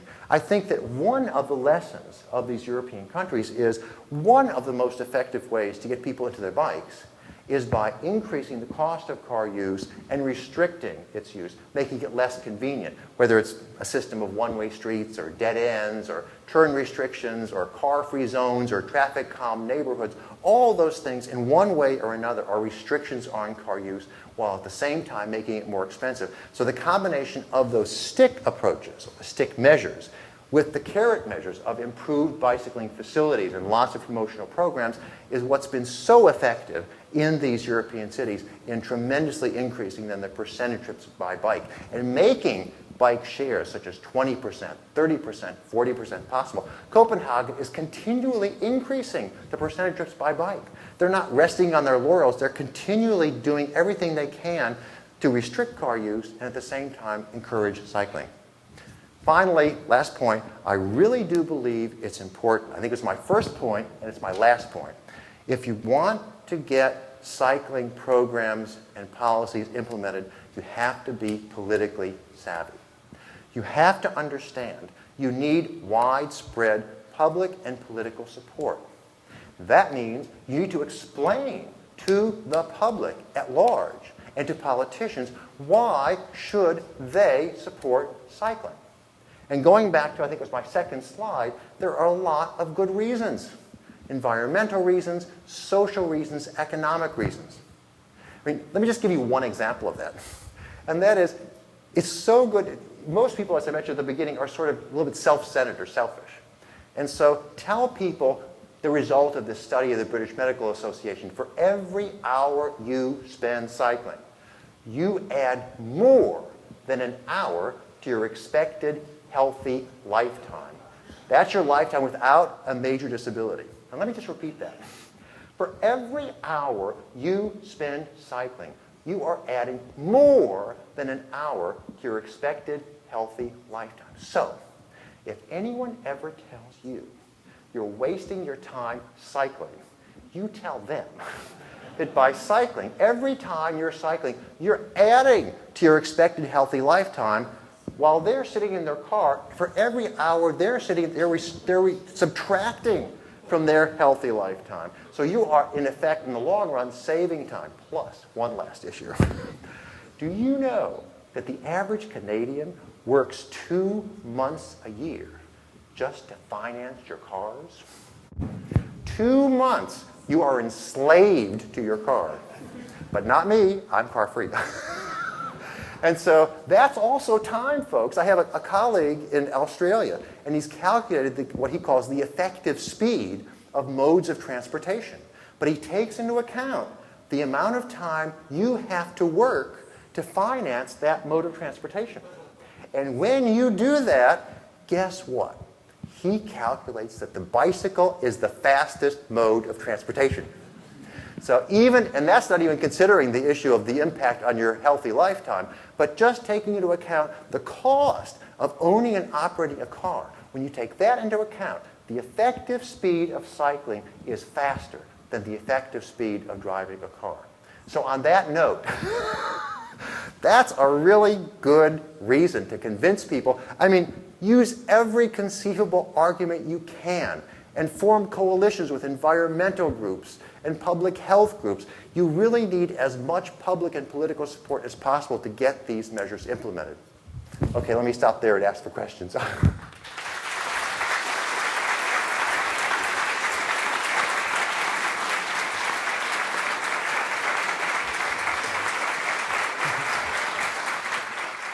I'm here today to talk about TransLink's Regional Bicycle Plan, which seeks to develop strategic directions and propose roles and opportunities for TransLink and other public and private and non-profit sector partners to guide investment in infrastructure and programs in Metro Vancouver for the next 20 years. Oh, so this is the problem you found. Oh, there we go. TransLink is entering a new era with a new governance model and an expanded mandate. With the enactment of the South Coast Transportation Authority of BC Act, cycling path networks were recognized as part of the regional transportation system that TransLink is responsible for. TransLink is required to support the regional and provincial goals for emissions reductions and the regional growth strategy, which emphasizes transit, cycling, and walking as priorities over the private automobile. TransLink is also required to establish a system which moves people and goods in an efficient and effective manner, thus supporting economic development objectives for the region. TransLink thus has a clear mandate to continue to grow as a leader in regional bicycle planning. Under the new governance legislation, TransLink is required to develop a 30-year strategic plan called Transport 2040 and a rolling 10-year implementation plan that will translate the goals and strategies into programs and projects. The Regional Bicycle Plan will be informed by Transport 2040 and will identify goals, objectives, policies, and programs to feed into TransLink's rolling 10-year plan. So in this way, they all should theoretically work together. TransLink consulted with key stakeholders, completed opinion polling, and conducted focus groups to develop the goals and strategies of Transport 2040. It's captured a broad range of ideas and policy direction to lead all of TransLink's mandate as a multimodal agency. The goals ensure that by 2040, GHG emissions from transportation are aggressively reduced, that most trips are by transit, walking, and cycling, that the majority of jobs and housing are along the frequent transit network, that transport is safe, secure, and accessible for all, and that economic growth and efficient goods movement through effective management of transportation network development is established. All of these efforts, again, are consistent with efforts to make Metro Vancouver a more attractive place to bicycle. The cycling mode fits well into the 2040 goals and strategies in a number of ways, and these elements John went over, so I won't belabor them. The last long-range cycling plan that TransLink produced was a 5-year bicycle plan back in 2000. That plan had some ambitious goals. At that time, bikes were not permitted on SkyTrain, and only a small portion of buses had bike racks. Bikes now have access to the entire transit system, and all buses have bike racks. Capital spending in 2000 was less than $1 million. This year, TransLink will invest over $6 million in its capital programs. This year, TransLink will also invest over $600,000 in operating programs. And that includes a comprehensive program of education, promotion, research, and planning efforts. What was a one-person show led by Helen Cook has grown to include staff from throughout the agency who have an understanding of and an involvement in cycling on a daily basis. The efforts that we put in and that we planned within the 2000 bicycle plan, regional bicycle plan, was meant to achieve a 5% mode share by 2005. And of course, we didn't achieve that goal. In fact, it remained stagnant at 2%. There was, however, an increase in cycling, and I'll explain that in a sec. In 2004, Metro Vancouver residents made about 6.4 million trips per day, or 3.2 trips per person. Out of these trips, 2% were by cycling, 11% were by transit, 11% by walking, and the remaining by motor vehicle. Between 1999 and 2004, the number of daily bicycle trips in the region increased by about 22%. However, bicycle mode share remains stagnant, and there's a number of factors that explain that. There was significant population growth, and much of that occurring in the outlying areas of the region. There was an increase in the average number of daily trips per person. There was a decrease in bicycle mode share in the auto-oriented parts of the region, and there was increasing cycling mode share in the city of Vancouver, where they have developed, at least in the northern part of the city, a fairly continuous bicycle network. While 2% mode share may seem insignificant, this number of trips made every day is equivalent to the population of North Vancouver City traveling, but taking all of its trips by bicycle. So the number of trips, in fact, is quite substantial. Bicycle mode shares vary significantly throughout the sub-areas of the region. Bicycle use is considerably higher in Vancouver and UBC, with cycling, the share of trips there being at 3.6% in Vancouver and 5.7% in UBC. The number in UBC has actually dropped because of the introduction of UPass there, but the number in Vancouver has risen significantly since 1994, and that is due largely to the construction of a continuous cycling network. North Vancouver municipalities are next with 1.4 to 1.5% of work trips made by bike, and Richmond and Langley are the only other municipalities that have a mode share that's higher than 1%. The rest of the municipalities in Metro Vancouver have a mode share of 1% or less. There is, however, strong potential to expand the cycling market share within Metro Vancouver. 60% of Metro residents, about 1.35 million people, own or have ready access to a bicycle. 30% of Metro Vancouver residents cycle at least, and that actually should be once a year, I'm sorry. I was a little bit optimistic there. Half, as John mentioned, and this is certainly the case in Metro Vancouver, half of all of our trips are under 5 kilometers in distance.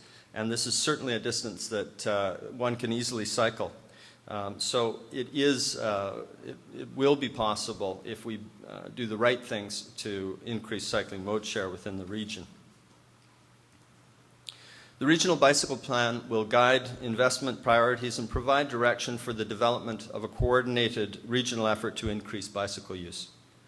This is a responsibility that TransLink shares with municipalities as well as other agencies in delivering specific programs and services.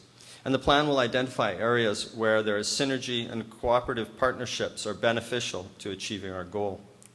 The financial commitment to implement the bicycle plan comes through TransLink's 10-year plan, and the bicycle plan will influence resource allocation at a corporate level through this process.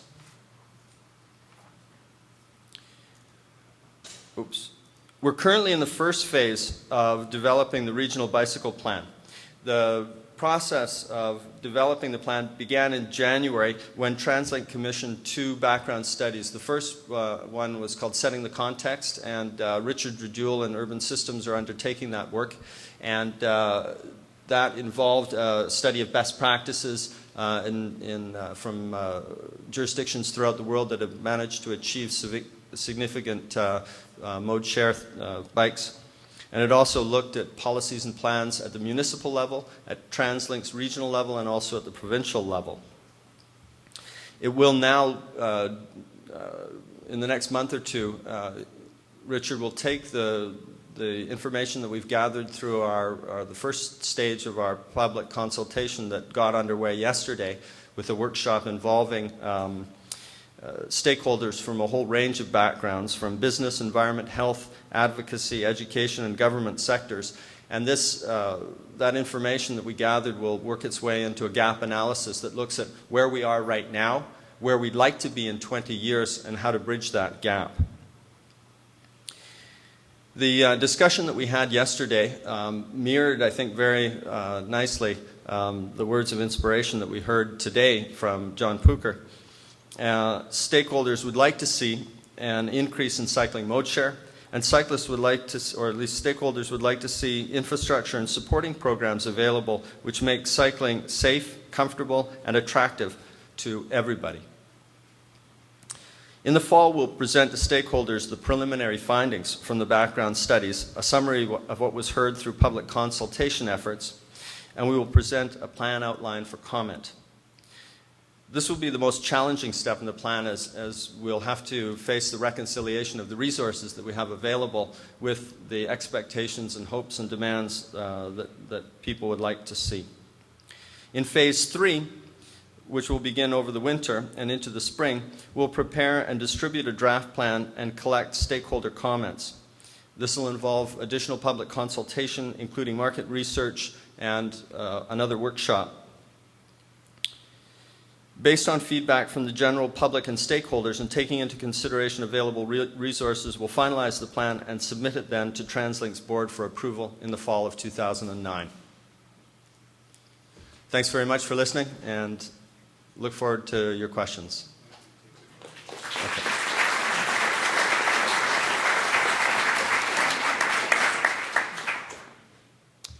So, are there any questions?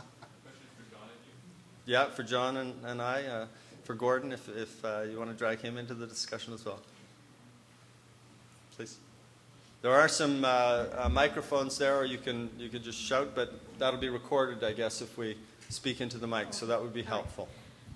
Thank you, John, for a very inspiring presentation. I just got back from Copenhagen myself and finding it quite hard to adjust to Vancouver cycling again, but of course, you're preaching a bit to the converted in this room, right? And our problem is public education. And I'm sure someone has told you about the very sad and long story about the Boulevard Bridge. And the issue there is, I was really glad to hear you talking about sticks as well as carrots, because the issue there, it's an unsafe bridge, and the issue there is whether or not we should be taking asphalt away from vehicles. And a previous council, I'm sure you know some of this story, but a previous council came up with a wonderful idea to have a trial for 2 lanes and taking them away. And the current council used that as a wedge issue to, in my opinion, to win the election and say, if you vote for this other council, they will take asphalt away from cars and there will be terrible gridlock. And they were out there on the Boulevard Bridge saying this is what will happen. So within weeks of winning the election, they cancelled the trial, and now the current mayor is saying it's better to spend 63 million building out the sidewalks rather than taking away asphalt, which will cost about 2 million for a lane reallocation. So we've done all that you suggest. We've met with politicians, we've written letters to the editor, we've had et cetera, all of that. And my question to you is, do you have any humorous and or creative ways that we can educate the public that this is actually a good idea, because it's going to be an issue in the next election, and most of the letters to the editor now, except from the people we know, are saying we can't ever take away asphalt from cars. So I want something creative and humorous from you. I'm not sure how humorous it will be, but I can tell you that in a number of cities in Europe, they have actually either not expanded roadways or actually contracted the roadway supply. And the prediction, everyone's saying, oh, can't do that, there's going to be gridlock. Instead, what happened is the traffic went away. There wasn't the gridlock. There is so much induced demand. I mean, there's 2 directions this goes in. If you expand roadway supply, it increases the demand for car travel, and so you never reduce congestion. And Maybe I think one way to do it would be to maybe find 4 or 5 key instances where, in fact, roadways had been taken away from the motor vehicles, given to cyclists, pedestrians, transit, and how, in fact, there was not gridlock. In fact, actually, I think Jan Gehl from Copenhagen was here, I'm not sure exactly how long ago, because it's exactly what they did in Copenhagen. Exactly. I mean, he has pictures that show it. You know, nothing tells a picture more convincingly than a picture. Nothing tells a story, makes a point. Nothing, it's late in the evening, folks. Nothing makes a point more clearly, I think, than a picture. And he actually shows how they took these major arterials, reduced by, I believe it was at least 50%, the amount of space for cars, and devoted that space instead to transit and to cyclists. And what he found is the number of people that was actually transported, not vehicles, but the number of people transported on that roadway dramatically increased. The number of cars, of course, decreased. And so, in fact, if your point is if your objective is to move people, and it should be. I mean, I don't think your objective should be to move cars. It should be to move people. And what he showed is by reallocating space in just this way, you actually facilitate more passenger movement than you do in the current situation. And so, I mean, if you could show this somehow with pictures and actually demonstrate, this is before and after. These were the benefits. This was you can show for the air pollution levels before and after, safety levels before and after. I think if you can make it as concrete and understandable and as convincing as possible and use photographs, that actually would make the point more clearly. It's tough. It's really, I'm not going to say it's easy. I mean, and it's even more difficult, by the way, in the United States than it is here in Canada. You're more civilized than we are, I must tell you. But the problem is, it's getting started. How do you get that inertia to get you going in the first place? But the hopeful thing is, and you just came back from Copenhagen where they did this, and Jan Gehl gives this talk all the time and shows pictures about how things were and how they are now. It took a period of 3 decades, 30 years, for them to transform their overall transportation policy into one that was much more cycling-friendly, pedestrian-friendly, and transit-friendly. They totally revolutionized their travel behavior, but it wasn't overnight. And so again, I don't think Vancouverites should be frustrated that things aren't happening. I mean, you had this nice goal of going from 2% to 5%, but realize, that was in only 6 years, I guess it was, or 7 years. I mean, Copenhagen took 30 years to really have this success. So I think there's a certain amount of patience, but I'll tell you, it takes persistence. I mean, it's don't give up. Keep writing those letters, making those phone calls, buttonholing those politicians. I mean, it has to be a concerted, ongoing effort. And the other issue is, as I said before, you've got to form coalitions. I mean, it can't just be cyclists trying to promote cycling. You have to form coalitions with public health groups, with environmentalists, with everyone who could possibly be on your side. And you need that political power to get things done. And then threaten to throw out of office anyone who doesn't do it. Please, next. Right, John. Yeah, I guess my question is kind of related to that in terms of the history of those deliberate policy shifts that you mentioned in Germany and Holland and so on. I know.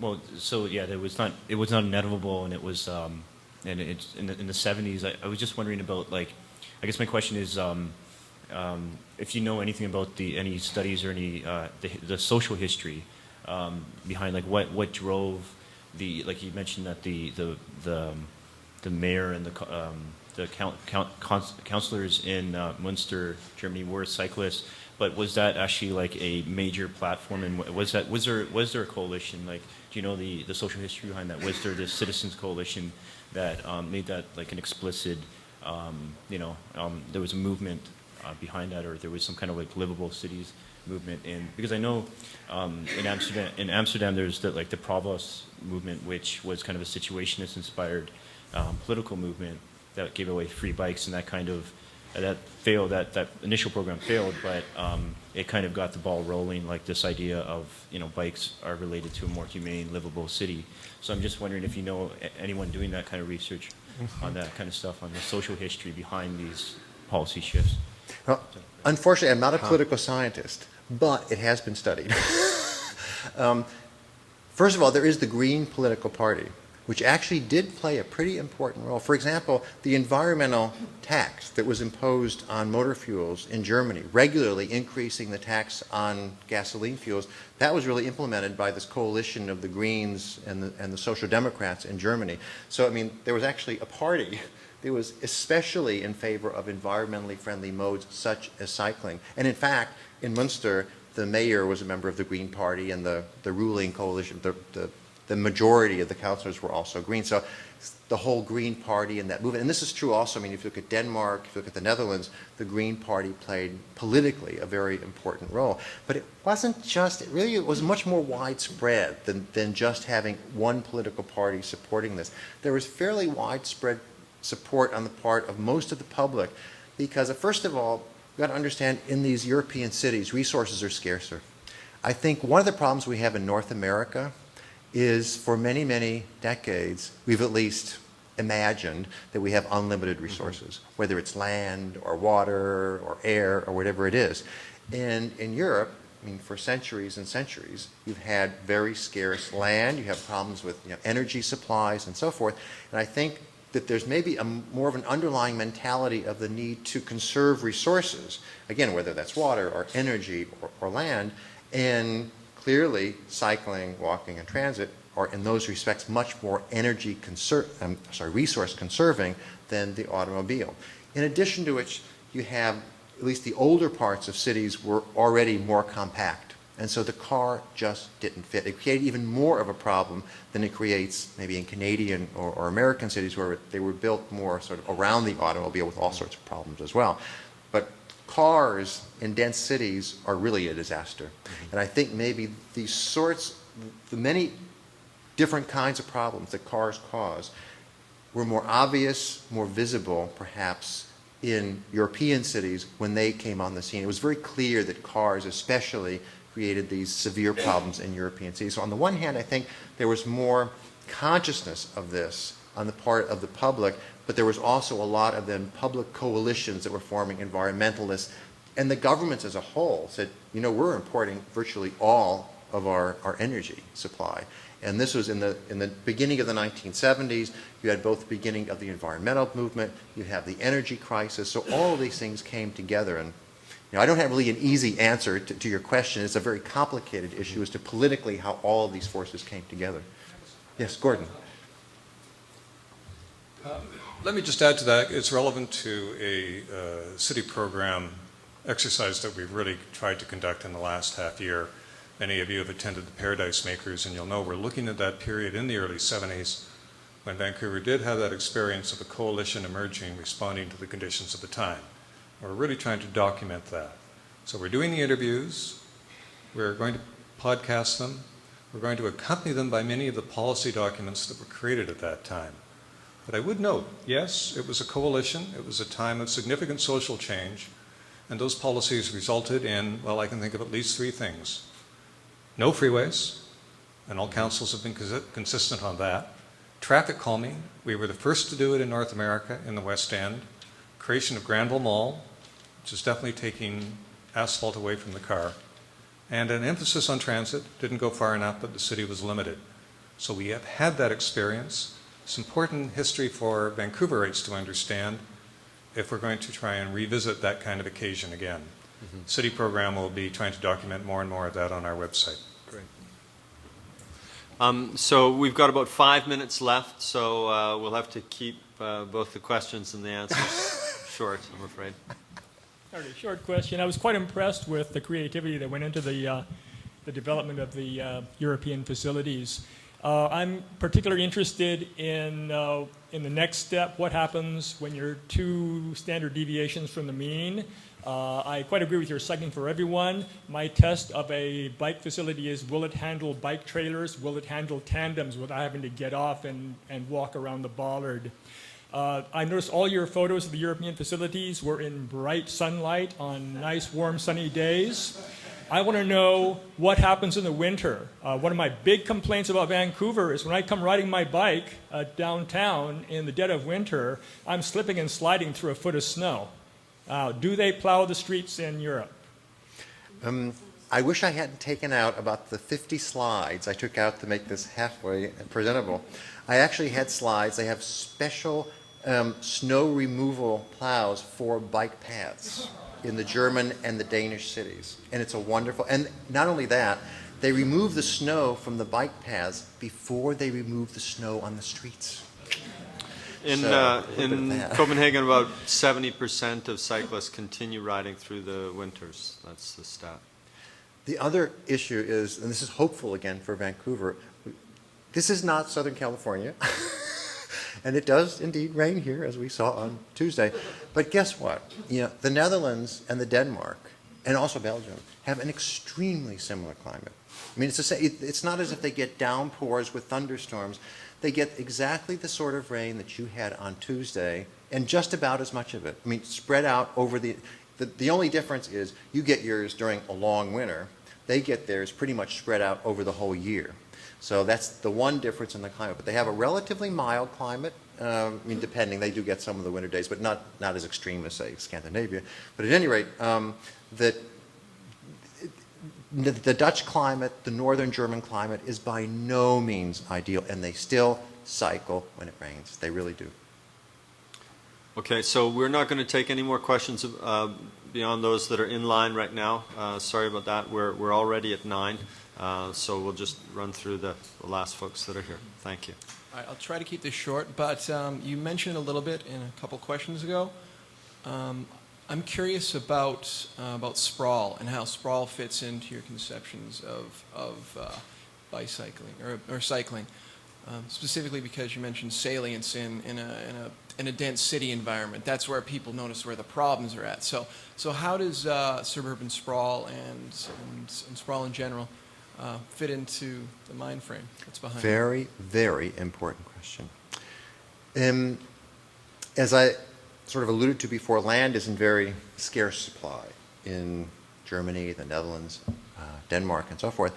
They have much, much stricter land use zoning controls and development controls than we have, certainly in the United States, and stricter than you have in Canada as well. So just as an example, the way they prevent sprawl is it is assumed you do not have the right to develop land unless you get the explicit permission to get an exception to develop that land. That is, you can only develop land that is immediately adjacent to already developed land. So leapfrog development is impossible in Germany unless you get a huge exception. And second, that in general, they will try to increase the density of development, and any new development that occurs must then be served by public transportation and must have cycling and pedestrian facilities. So German, Danish, and Dutch cities are also experiencing suburbanization, but the suburbanization that you get is much more compact. It tends to be more focused around transit facilities, and the development around those transit facilities is then very walkable and very cyclable. But it's by a deliberate public policy of forcing development to be compact, forcing it to be adjacent to existing development. These questions are for Gavin. You said that the budget, TransLink's bicycling budget has gone from 1 million to 6 million in recent years. Is this 6 million for the current year? Yes. What are the projections for the next 5 years? For the next 5 years, it remains steady at $6 million a year. There is a process that we're going through right now in developing the 2040 plan and the 10-year plan. And I think that over the next couple of years, we could expect that there will be a significant amount of discussion in the region around funding of transportation, because the plans that the provincial government has outlined for transit spending over the next 12 years imply a fairly substantial increase in the amount of money that would be required to finance that plan.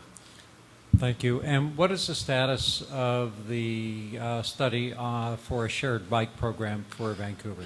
Well, the research has been completed, and it does show that there is feasibility for implementing a public bike share system within the metropolitan core of Greater Vancouver. It's the challenges that the executive is facing, that our senior management is facing, is that they want to understand really more clearly what are the risks that we face in trying to implement such a system as this. And they also want to get a clear understanding of how this relates to our mandate. There's also many other demands that are preying upon their time at the moment, so it's very difficult for us to to put those arguments in front of them in a coherent manner, because it requires time to explain that in fact this really is a form of public transport that can function extremely well in a dense metropolitan core where there are many short trips occurring. In Paris, the cycling mode share in Paris before this was undertaken was 1.5%. Each one of the bikes is being used maybe 5 to 20 times a day, and those trips that they're logging have actually increased the cycling mode share in Paris to about 5%. So this has huge leveraging potential. This is a form of a technology or what have you, a system that could really make a huge difference here in a very cost-effective manner. But I do think that it's not something that you'll see established within the next year. It'll take time to really gain I think that you'll need to see funding from the municipal level, from the regional level, from the provincial level in order to make it happen. But there's some very strong arguments behind it, and I think that it is possible that we'll see something within the next couple of years here in the Lower Mainland. Thank you. When will the study be publicly available, and when will we have the opportunity to comment on it and to the TransLink board? We are hoping to bring a report forward to the executive within the next month, and once they've heard that, then I assume that the report could be made public. My contact information is there. You're welcome to email me, and we will provide you regular updates as we learn more ourselves about what the expectations are of senior management. Thank you.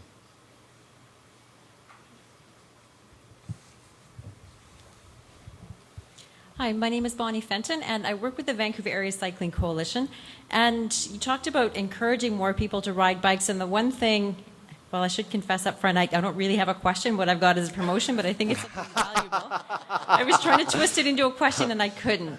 But one of the things that happens particularly here is people so often say, I'd like to ride a bike, but I'm scared, or I don't know. When we talk about all the rules that people don't understand about riding a bike because we don't learn when we're 5 years old like they do in the countries that you talked about. So what we do at the Vancouver Area Cycling Coalition is we offer a one-day cycling skills program that gives people the skills and confidence they need to ride a bike safely for transportation. The results have been fabulous. So if anybody ever tells you, I'd love to ride a bike, but I can't, but I won't, but I'm scared, but, let them know that something does exist, and I have information about it if anybody would like to see it. Thanks. I'd just like to say TransLink does sponsor that program. And having taken the course myself, I was really surprised because I've been commuting for years, and I found it was extremely useful, both in terms of improving my skills. I do have one question after all. Oh, you do? How many people in the room have taken the course already? Whoa! Oh, there we go. Not all.